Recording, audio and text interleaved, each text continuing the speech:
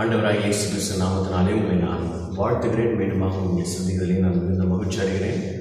இந்த நாளிலும் உங்களோடு கூட ஒரு சில காரியங்களை, ரொம்ப பெரிய மெசேஜ் கிடையாது, ஏன்னால் என்னுடைய வாழ்க்கையில் நடந்த சில காரியங்களை நான் சொல்லுகிறது உங்களுக்கு அது ஒரு மோட்டிவேஷன் கொடுக்கும் அப்படின்றதுக்காக நான் உங்களுக்கு சொல்லுகிறேன். என்னை ஃபாலோ பண்ணுற நிறைய பேர் நீங்கள் வந்து Sunday school teachers, children ministry இருக்கிறவங்க, இன்னும் ஒரு சிலர் நீங்கள் யூத் மினிஸ்ட்ரி பண்ணுறவங்க, இன்னும் ஊழியத்தில் இல்லாதவர்கள் கூட நீங்கள் நிறைய பேர் எனக்கு நீங்கள் மெசேஜ் அனுப்புகிறீங்க.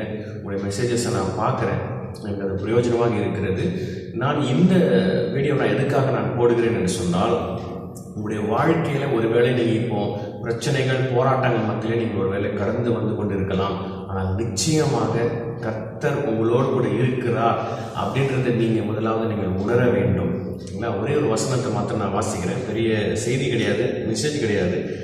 சங்கீதம் 34 சங்கீதம் 5 வசனம் இப்படியாக சொல்லுகிறது, அவர்கள் அவரை நோக்கி பார்த்து பிரகாசம் அடைந்தார்கள், அவர்கள் முகங்கள் வெட்கப்படவில்லை.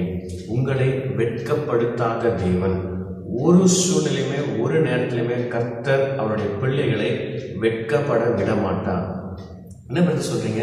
அது இன்னைக்கு நான் கடந்து வந்து கொண்டிருக்கிற சூழ்நிலை, இன்னைக்கு நான் இருக்கிற நிலைமை, எல்லாரும் என்னை பார்த்து சிரிக்கிறாங்க, எல்லாரும் என்ன ஏளனமா பார்க்குறாங்க, குடும்பத்தை ஏளனமா பார்க்குறாங்க, எல்லாரும் கேலி பண்ணுறாங்க. இதுதான் கர்த்தருடைய ஆசீர்வாதமா? கர்த்தர்னு ஓடினிய, ஆண்டவர் நீ ஓடினிய, இன்னைக்கு உன் நிலைமையை பாரு, உன் குடும்பத்துடைய நிலைமையை பாரு அப்படின்னு எங்களை ஏளனமாக பேசுகிறாங்க. இன்னைக்கு நாங்கள் வெட்கப்பட்டு தானே நிற்கிறோம். அப்போ எங்கள் வேத வசனம் சொல்லியிருக்குது, அவர்கள் அவரை நோக்கி பார்த்து பிரகாசம் அடைந்தார்கள், முகங்கள் வெட்கப்படவில்லைன்னு சொல்லப்பட்டிருக்கு. ஆனால் நான் இன்னைக்கு வெட்கப்பட்டு தானே நிற்கிறேன். நான் சொல்கிற காரியத்தை நீங்கள் கவனமாக நீங்கள் கேளுங்கள். இன்றைக்கு இருக்கிற அந்த சூழ்நிலை உங்கள் வாழ்க்கையில் நிரந்தரம் கிடையாது. அதை நீங்கள் ஃபஸ்ட்டு நீங்கள் புரிஞ்சுக்கோங்க. இன்னைக்கு நீங்கள் கடந்து வந்து கொண்டிருக்கிற அந்த சூழ்நிலை அது பெர்மனன்ட் கிடையாது.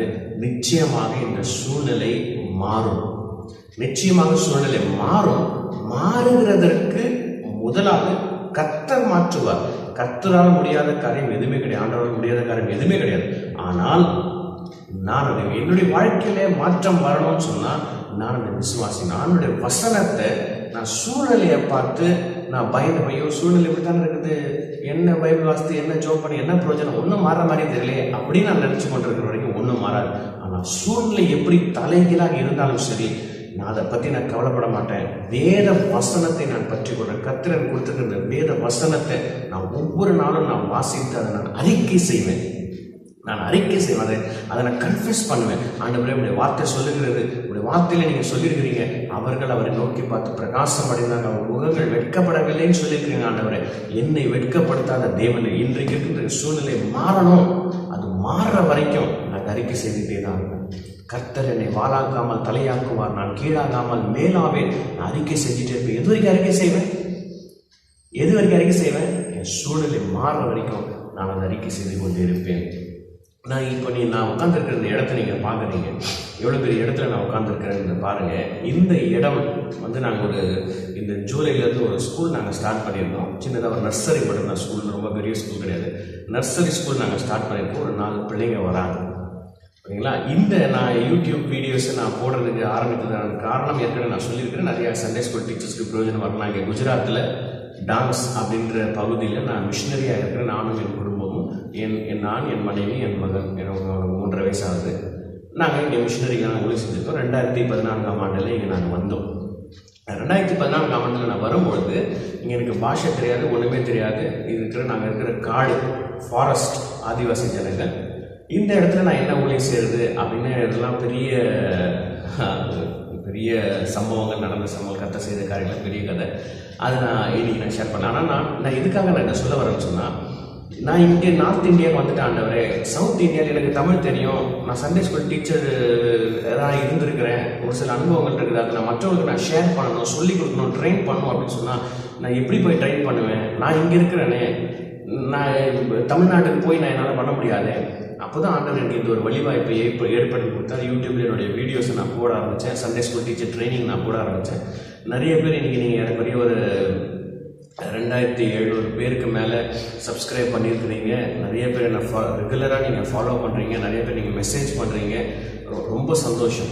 இதுக்கு காரணம் என்னன்னு சொன்னால், நீங்கள் என்னுடைய பழைய வீடியோஸ்லாம் நீங்கள் பார்த்துருக்கீங்க. மரத்துக்கீழே உட்காந்து நான் வீடியோ பண்ணியிருப்பேன். வெளியில் தரையில் உட்காந்து நான் அந்த மரத்துக்கீழே பண்ணும்போது மரத்துக்கீழே வந்து நம்ம டேபிள் சேர்லாம் கொண்டு போக முடியாது. நான் பாயை போட்டு கீழே தரையில் உட்காந்து நீங்கள் பார்த்துருப்பீங்க. நான் இது சாப்பிடும்போது இந்த செப்பலாங்கால்னு சொல்லுவாங்க, அந்த மாதிரி போட்டு உட்காந்து தான் நான் என்னுடைய வீடியோஸ் எல்லாமே நான் பண்ணியிருப்பேன். நின்றுட்டு ஒரு வீடியோ கூட நான் பண்ணிக்கிறேன். ஏன்னா ஸ்டாண்டு கிடையாது. நின்றுட்டு நான் எங்கே மொபைலில் வைக்கிறது? நான் என்ன பண்ணுவேன், ஒரு டப்பா மாதிரி வச்சு அதுக்கு மேலே ஏதாவது செங்கல் வச்சு அது மேலே மொபைலில் அந்த செங்கல் மேலே சாட்சி வச்சு தான் நான் என்னுடைய நிறைய வீடியோஸ் நான் பண்ணியிருக்கேன். ஏன்னா நமக்கு மொபைல் ஸ்டாண்டும் கிடையாது, சேரும் கிடையாது, ஒன்றும் கிடையாது. காட்டுக்குள்ளே போய் நான் என்ன பண்ணுறது? சில வீடியோஸ் நீங்கள் பார்த்துப்பேன், காலையில் 4 மணிக்கு நான் எழுந்து போய் நான் பண்ணியிருப்பேன். அப்போ தான் கொஞ்சம் அமைதியாக இருக்கும். இப்படி நிறையா காரியங்கள் அப்படி நான் அந்த காட்டில் உட்காந்து நான் பண்ணும்போது இந்த பக்கம் நாய் பக்கத்தில் நின்றுட்டு இருக்கோம், கோழியெல்லாம் போவோம். நான் வீடியோ பண்ணிட்டு இருக்கும்போது பின்னாடி கோழியெல்லாம் போவோம், இந்த பக்கம்லாம் போவோம், கேமராமெல்லாம் ஏறி போவோம், பார்த்துருப்பீங்க. அப்படி நிறைய சூழ்நிலையில் நான் ஆனால் எனக்குள்ளே இருந்து ஒரு வாஞ்சி என்னன்னா, நான் தெரிந்திருக்கிற எனக்கு கற்றுக் கொடுத்துருக்கிற காரியங்களை நான் மற்றவர்களுக்கு சொல்ல வேண்டும், எப்படியாவது சொல்லணும். டைம் கிடைக்கும் போதெல்லாம் காலையில் 4 மணிக்கு நான் எழுந்திரிச்சு போய் நான் வீடியோ பண்ணேன். 5 மணிக்கெலாம் நான் உட்காந்து வீடியோ பண்ணது எனக்கு ஞாபகம்.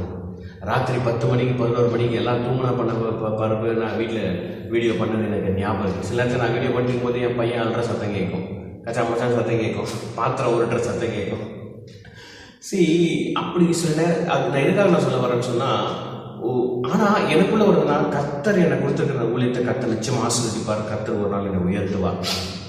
அப்படின்னு நான் ஒரு சமயம் என்ன பண்ணேன், எங்கள் வீட்டு பக்கத்தில் இப்போ லாஸ்ட் இயர்னா ஆண்டவரே எனக்கு ஒரு இடம் இல்லை, ஆண்டவரே நான் உட்காந்து வீடியோ ரெக்கார்ட் பண்ணுறது கூட எனக்கு ஒரு இடம் இல்லாமல் அழைஞ்சிட்டு இருக்கிறேனே. வீட்டுக்குள்ளே ரெக்கார்ட் பண்ண முடியாது, ஒய்ஃப் வேலை செஞ்சுட்டு இருப்பாங்க, பையன் சின்ன குழந்தை, அவன் திடீர்னு அழுவான், கத்துவான், அவனை தூங்க வச்சுருக்கும்போது நம்ம சத்தமாக பேச முடியாது, அவன் எந்திரிச்சிருவான். என்ன ஆண்டவரே பண்ணுறது, வெளியில் போய் நம்ம பண்ண முடியாது, காலையில் சில நேரங்கள் ஊழியத்துக்கு போயிடுவேன் அப்படின்னு சொல்லிட்டு நான் ரொம்ப நாள் நான் ஜெபித்த எனக்கு ஞாபகம் இருக்கிறது. நீங்கள் நான் உட்காந்துருக்கிறது இடத்த நீங்கள் பார்க்குறீங்க. இப்போ நான் சொன்னேன், போன லாஸ்ட் இயர் கூட என்னென்னா, நான் போன கொஞ்சம் வீடியோஸில் நீங்கள் பார்த்துருப்பீங்க, ஒரு இடத்துல உட்காந்து நான் பண்ணியிருப்பேன். பின்னாடி சேர்லாம் இருக்கும், இருட்டாக இருக்கும் ஃபுல்லாக, அது நீங்கள் பார்த்துருப்பீங்க. அது என்னென்னா, எங்கள் ஹவுஸ் ஓனர் வந்து அவங்க ஒரு ஸ்டோர் பண்ணுறதுக்காக அவங்க பிஸ்னஸ் பண்ணுறாங்க. அந்த மண்டபம் போடுற கல்யாணத்துலலாம் அந்த ஷாமியானெல்லாம் போடுவாங்கள்ல, சேரு டேபிள், அந்த பிஸ்னஸ் பண்ணுறாங்க. அவங்க என்ன பண்ணுறாங்கன்னா, வீட்டு பக்கத்தில் ஷெட்டு மாதிரி போட்டு, 4 பக்கம் ஓப்பனாக தான் இருக்கும், ஷெட்டு மாதிரி போட்டு அதுக்குள்ளே அந்த சேரு அந்த டேபிள்ஸு அதெல்லாம் போட்டு அந்த சாமியான திங்ஸ் எல்லாம் போட்டு அப்படியே அடைச்சி வச்சுருப்பாங்க ஃபுல்லாக இருட்டாக. அந்த இடத்துல நான் காலையில் என்ன பண்ணுவேன்னா, என்னுடைய லைட் எடுத்துகிட்டு போய் அங்கே வச்சு, எலக்ட்ரிசிட்டி கிடையாது அங்கே, நான் இங்கே டேபிள் லேம்ப் அடிச்சு, அந்த டேபிள் லேம்பு தான் எனக்கு ஃபோக்கஸ் லைட், அந்த டேபிள் லேம்பை வச்சு தான் அதுக்கு முன்னாடி தான் நான் பேசிக்கிறேன். நீங்கள் பார்த்துப்பீங்க, ஒரு பக்கம் வச்ச மாதிரி இருக்கும், ஒரு பக்கம் இருட்டாக. அப்படி நான் பண்ணிட்டு இருக்கும்போது அங்கே என்ன ஆச்சுன்னு சொன்னால், அந்த இடம் கொஞ்சம் சேஃபாக இருந்துச்சு எனக்கு. சேஃப்னு சொன்னால் இருட்டாக இருக்கும், பாம்பு எங்கே இருக்குது, எந்த இடத்துல எது இருக்குன்னு தெரியாது, நமக்கு பூச்சி இருக்குன்னு தெரியாது. ஆனால் ஒரு குளிர் நாட்டில் நீங்கள் பார்த்துருப்பீங்க, நான் ஸ்வெட்டர்லாம் போட்டு உட்காந்துருப்பேன், 4 பக்கம் ஓப்பன். ஆனால் சரி, ஒரு ஒரு மேலே ஒரு ரூஃப் இருந்துச்சு, அவ்வளோதான். அந்த இடத்துல நான் உட்காந்து பண்ணுவேன், சில நேரத்தில் வெளியே உட்காந்து பண்ணுவேன். ஏன்னா குளிர் காலத்தில் வெளியே வரவே முடியாது, அவ்வளோ குளிராக இருக்கும். மழை காலத்தில் சுத்தம், மழை காலத்தில் எங்கேயுமே போக முடியாது, ஒன்றுமே பண்ண முடியாது. ஆனால் இப்போ மழை காலம்.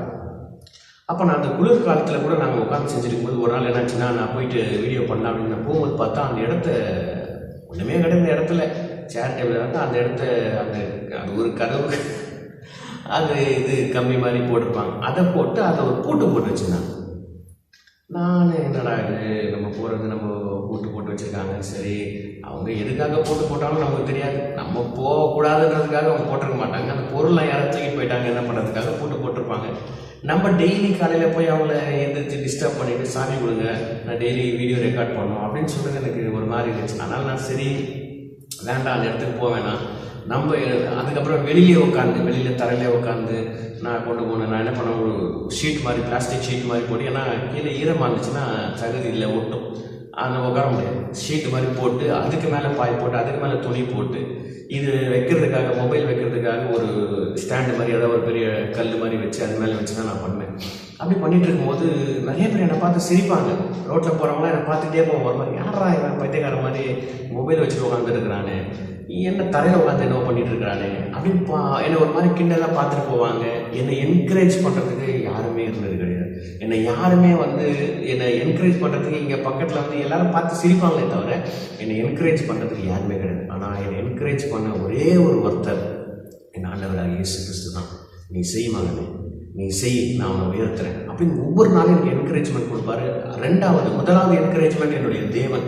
ரெண்டாவது, இதை பார்த்துட்டு இருக்கிற நீங்கள் அனுப்புகிற ஒவ்வொரு மெசேஜும் எனக்கு ஒரு என்கரேஜ்மெண்ட் தான். பிரதர், நீங்கள் அனுப்புகிற அந்த கேம் நல்லா இருக்கு பிரதர், நீங்கள் இன்றைக்கி சொன்னது உண்மை பிரதர், கரெக்டு பிரதர், நீங்கள் இன்னும் நல்லா பண்ணுங்க பிரதர், நீங்கள் மெசேஜ் அனுப்புறீங்க பார்த்தீங்களா, அதுதாங்க எனக்கு கிடையாது. அதை பார்த்து நான் எவ்வளோ சந்தோஷப்படணும்னு உங்களுக்கு தெரியாது. அதை பார்த்து நான் ஒரு மெசேஜ் வந்தால் கூட அதை பார்த்து நான் எவ்வளோ சந்தோஷப்படுறேன். ஆண்டவரே நன்றி ஆண்டவரே, யாரோ ஒருத்தருக்கு போய் சேருது, யாரோ ஒருத்தருக்கு பிரயோஜனமாக இருக்குது. நான் இவ்வளோ சூழ்நிலையில் இடம் இல்லாமல், ஒரு ரெக்கார்ட் பண்ணுறதுக்கு இடம் இல்லாமல், இந்த காட்டுக்குள்ளே கொசுக்கடியில் பூச்சிகள் மத்தியில் பாம்பெல்லாம் சாதாரணமாக வரும். இங்கே பாம்பெல்லாம் ரோட்டில் சாதாரணமாக போகும். அப்படிப்பட்ட இடத்துல இந்த காலையில் 4 மணிக்கு நான் இந்த குளிரில் உட்காந்துட்டு இருக்கிறேன். ஸ்வெட்டரை போட்டு எல்லாம் கவர் பண்ணிட்டு நான் உட்காந்துட்டு நான் பண்ணுறாங்க. யாரோ ஒரு 2 பேர் பார்க்குறாங்களே, அவங்களுக்கு பிரயோஜனமாக இருக்குது, நன்றி ஆண்டவர்னு சொல்லி ரெண்டாவது என்கரேஜ்மெண்ட் நீங்கள் தான், நீங்கள் அனுப்புகிற மெசேஜஸ் தான். ஆனால் அப்படிப்பட்ட ஒரு சூழ்நிலையில் இடமே இல்லாமல் மழை வந்துடுச்சுன்னா வெளியே போக முடியாது. எந்த இடத்துல போய் நான் வெளியே போய் மழை வந்துச்சுன்னா என்ன பண்ணுறது? அதனால் எங்கேயுமே போக முடியாது. அப்படிப்பட்ட ஒரு சூழ்நிலையில் நான் மனசுக்குள்ளே பர்சனல் தான், என்னுடைய பர்சனல் இது போய் ஒரு ப்ரேயர் பாயிண்ட்டாக போயிட்டு எனக்கு வீடியோ ரெக்கார்ட் பண்ணுறதுக்கு ஒரு இடம் வேணும்னா என்ன ஒரு ஸ்டுடியோ எதிர்பார்க்குறாரா? ஸ்டுடியோ வச்சா தான் ரெக்கார்ட் பண்ணுவாரா? அப்படின்ற மாதிரிலாம் ஜனங்க ஒரு மாதிரி நினைப்பாங்க நம்மளை.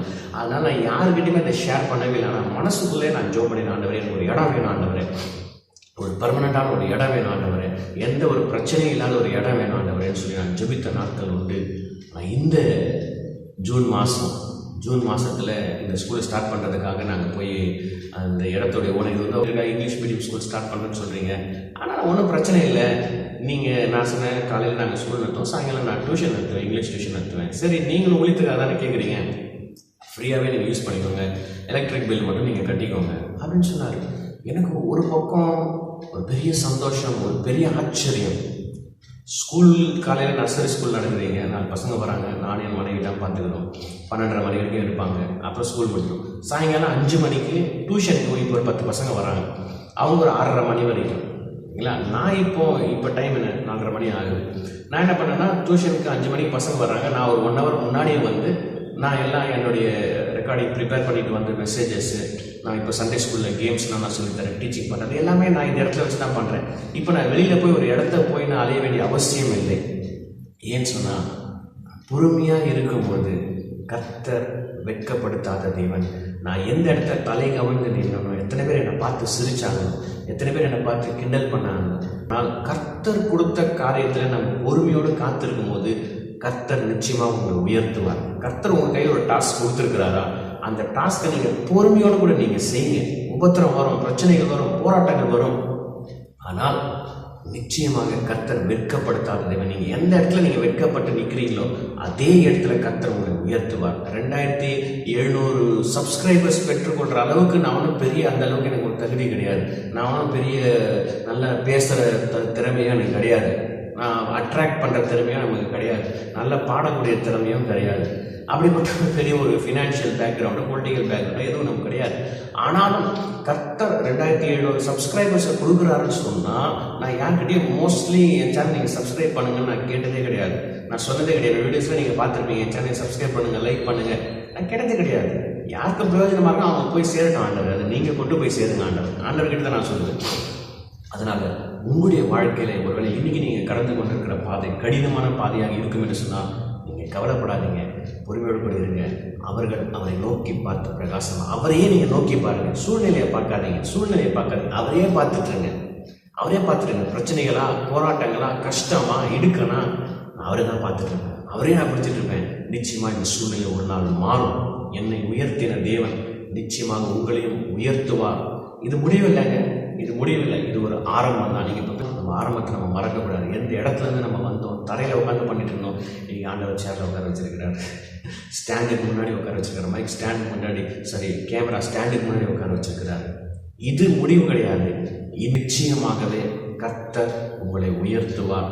நீங்கள் ஒரு நாள் மறந்து போகாதீங்க. உங்கள் விசுவாசத்தை நீங்கள் விட்டுறாதீங்க, உங்கள் சந்தோஷத்தை நீங்கள் விட்டுறாதீங்க.